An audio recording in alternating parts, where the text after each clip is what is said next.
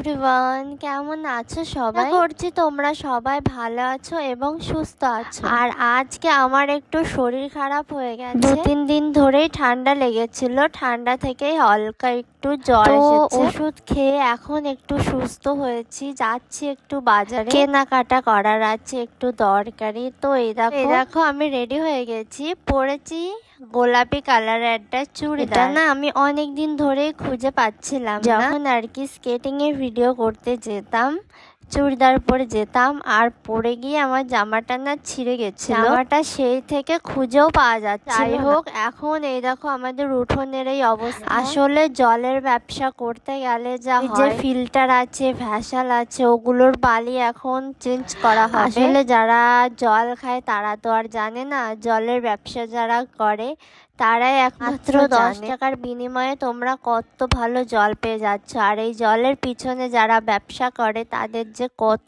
টাকা খরচ, মানে আন্দাজের বাইরে। একমাত্র আমরাই জানি যে কত টাকা খরচ হয়ে যায়। যাই হোক, এখন এই দেখো রেডি সেডি হয়ে টোটো করে বেরিয়ে পড়লাম। আর বাইরের মেঘলা মেঘলা ওয়েদারটা তোমরা কতটা এনজয় করছো অবশ্যই কমেন্ট করো। গ্রাম্য পরিবেশ কে না ভালোবাসে বলো। আর অবশ্যই আমি একটা গ্রামের মেয়ে, তাই আমার খুবই ভালো লাগে। এখন কিন্তু রাস্তায় কি সুন্দর একটা ফুরফুরে হাওয়া দিচ্ছে, যেটা ফিল করতে করতে আমি এগিয়ে চলেছি বাজারে। আর এই যে দেখতেই পাচ্ছ সাইডে, ওখানে কিন্তু জল দিয়েছে নতুন করে চাষ করবে বলে। তো যাই হোক, ফাইনালি বাজারে চলে এলাম, আসাননগর বাজারে শপিং করব বলে। আমার দিদির শ্বশুর মারা গেছে, সেজন্যই কেনাকাটি করার জন্য। আর এসে দেখো নিজেকে দেখা খালি কেমন লাগছে, জ্বর এসছে তবুও। আর এইদিকে আমাদের শাড়ির কালেকশন দেখাচ্ছে। দেখো একটা শাড়ি ব্লু কালারের ছোট প্রিন্টের মধ্যে কতটা সুন্দর লাগছে। দেখা হচ্ছে নেক্সট ব্লগে, টাটা। সুন্দর কমেন্ট করো।